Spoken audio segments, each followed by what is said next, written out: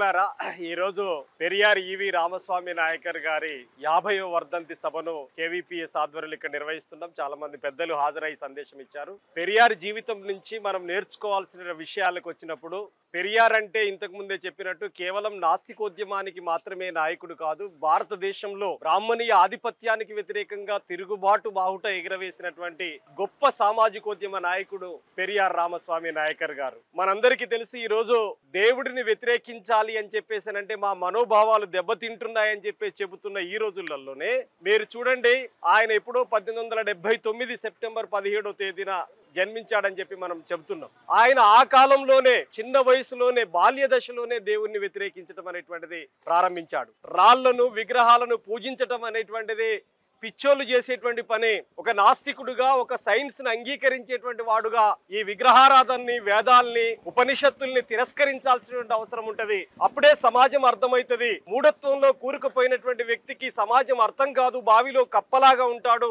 అదే సైన్స్ ను, సమాజాన్ని అర్థం చేసుకోవాలంటే మాత్రం ఖచ్చితంగా భౌతికవాద దృక్పథాన్ని, నాస్తికవాద దృక్పథం కావాలి అని చెప్పేసి అంటాడు. అందుకనే ఈ రోజు ఉన్నటువంటి 3000 సంవత్సరాలకు ఉన్నటువంటి మనుస్మృతి యొక్క దుర్మార్గాల్ని ప్రశ్నించడం నేరం అని చెప్పేసి ఆ రోజు ఉన్నటువంటి బ్రాహ్మణీయ వర్గాలు అంటే, ప్రశ్నించడం నేరమైతే ఆ నేరాన్ని నేను పదే పదే చేస్తాను అని చెప్పేసి అంటాడు పెరియార్ రామస్వామి నాయకర్ గారు. అందుకనే ప్రశ్నించడం కమ్యూనిజం అయితే ఆ మొట్టమొదటి కమ్యూనిస్టును నేనే అవుతా అని చెబుతాడు పెరియార్ గారు. అందుకే ఒక వ్యక్తి కమ్యూనిస్టుగా మారాలి అని చెప్పేసారంటే ముందు నాస్తికుడిగా మారాలి, భౌతికవాదిగా మారాలి. భౌతికవాద దృక్పథం లేకుండా భారతదేశాన్ని సంస్కరించలేం, భారతదేశంలో విప్లవాత్మక మార్పులు తీసుకురాలేమని చెప్పేసి ఆయన అంగీకరించినటువంటి పరిస్థితిని మనం చూసాం. అట్లాగే 1917లో రష్యాలో సోవియట్ విప్లవం వచ్చినప్పుడు ఆ విప్లవంలో వచ్చినటువంటి మార్పులు ఎలా ఉన్నాయనేటువంటి విషయాన్ని ఆయన క్షుణ్ణంగా అధ్యయనం చేయటం, అక్కడ ఉన్నటువంటి భౌతికవాద ప్రపంచాన్ని, అంటే ప్రపంచానికే ఒక రష్యా, సోవియట్ అనేటువంటిది ఏ రూపంలో ఆదర్శంగా ఉంటది,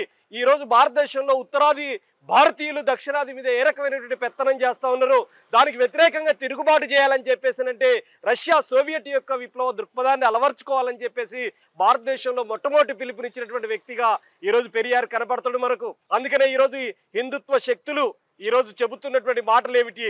ఆ రోజు విగ్రహారాధనను వ్యతిరేకించడం కాదు, విగ్రహాలని కూలగొట్టేటువంటి పని కూడా ఆయన చేశాడు. విగ్రహాల్లో దేవుడు లేడని చెప్పినటువంటి ఆ మాటల్ని మనం చూస్తే, ఈ రోజులలో వ్యతిరేకిస్తే, ఈ రోజు దేవుడు లేడని చెప్పేసారంటే మా మనోభావాలు దెబ్బతీస్తున్నాం అని చెప్పేసి దాడులు, దౌర్జన్యాలకు ఒడిగడుతున్నటువంటి స్థితిని మనం చూస్తున్నాం.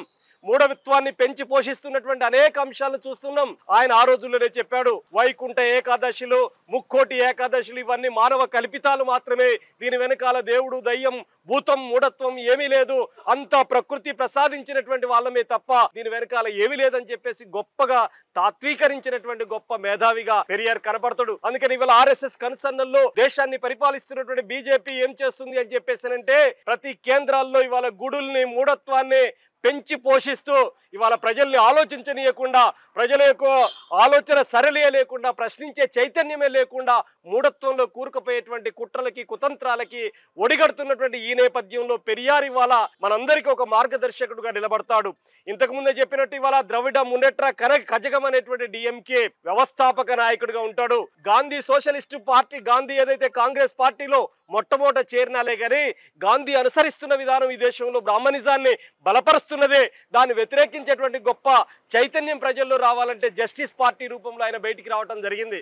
అందుకనే ఇట్లాంటి ఒక గొప్ప వ్యక్తి, ఇవాళ ఆ గొప్ప వ్యక్తి యొక్క ఆదర్శాన్ని మనం తీసుకోవాలి. ఈ దేశంలో మనం మార్పు తీసుకురావాలి అంటే పెరియార్ యొక్క ఆలోచన విధానం అనేటువంటిది ముందుకు సాగాల్సిన అవసరం ఉంది. ఆ రూపంలో ఇవాళ మనువాదానికి వ్యతిరేకంగా రేపే మనుస్మృతి దహనం చేసినటువంటి రోజు డాక్టర్ బిఆర్ అంబేద్కర్. అందుకని మనువాదానికి వ్యతిరేకంగా ఇవాళ పెరియార్ నిర్వహించినటువంటి పాత్రని మనం దశ దిశల్లోకి వెళ్ళాలి. ఈనాటి యువతరం కూడా సైన్స్ కు వ్యతిరేకంగా మూఢత్వంలో కూరుకుపోతున్నటువంటి చూస్తున్నాం. రాళ్లను, రప్పల్ని, గుట్టల్ని, చెట్టల్ని పూజిస్తూ మనుషుల్ని ద్వేషించేటువంటి సంస్కృతిని బీజేపీ నేర్పుతున్నది. మనుషుల్ని ప్రేమించేటువంటి సంస్కృతిని పెరియార్ నేర్పితే ఇవాళ మానవ అతీత శక్తుల్ని పూజించేటువంటి పనిని ఆర్ఎస్ఎస్ బీజేపీ చేస్తా ఉన్నది. వీటికి వ్యతిరేకంగా మానవత్వాన్ని పరిమళింపజేయాలంటే, మత సామరస్యాన్ని కాపాడాలంటే, భౌతికవాద దృక్పథాన్ని పెంపొందించాలంటే, సైంటిఫిక్ టెంపర్మెంట్ ను తీసుకురావాలంటే ఇవాళ అవన్నీ రాజ్యాంగంలో హక్కులుగా ఉన్నాయి, రాజ్యాంగంలో మౌలిక అంశాలు ఉన్నాయి. ఆ రాజ్యాంగాన్ని లేకుండా చేసేటువంటి పనిని ఇవాళ బీజేపీ సర్కార్ చేస్తా ఉంది. అందుకని రాజ్యాంగాన్ని రక్షించుకోవడం ద్వారా, సైంటిఫిక్ టెంపర్ ను ముందుకు తీసుకెళ్లడం ద్వారా పెరియార్ యొక్క ఆలోచనని ముందుకు తీసుకెళ్లాలని చెప్పేసి తెలియజేస్తూ కులవృక్ష వ్యతిరేక పోరాట సంఘం పెరియార్ యొక్క అడుగుజాడల్లో ముందుకు సాగుతా ఉంది. రాష్ట్ర వ్యాప్తంగా ఇవాళ పెరియార్ వర్ధంతి సభల్ని ఘనంగా నిర్వహిస్తా ఉన్నది. పెరియార్ ఆలోచనని ముందుకు తీసుకుపోయే క్రమంలో ముందుకు సాగుతుందని చెప్పి తెలియజేస్తూ ఈ రాటి కార్యక్రమంలో పాల్గొన్నటువంటి అన్ని ప్రజా సంఘాల నాయకులు పెద్దలు అందరికీ కూడా పేరు పేరున ఇవాళ కేవీపీఎస్ రాష్ట్ర కమిటీ తరఫున మరొకసారి జై భీమ్ లాల్ సలాం తెలియజేస్తూ ఈ కార్యక్రమాన్ని ఇంతటితో ముగిస్తున్నట్టుగా ప్రకటిస్తున్నాను.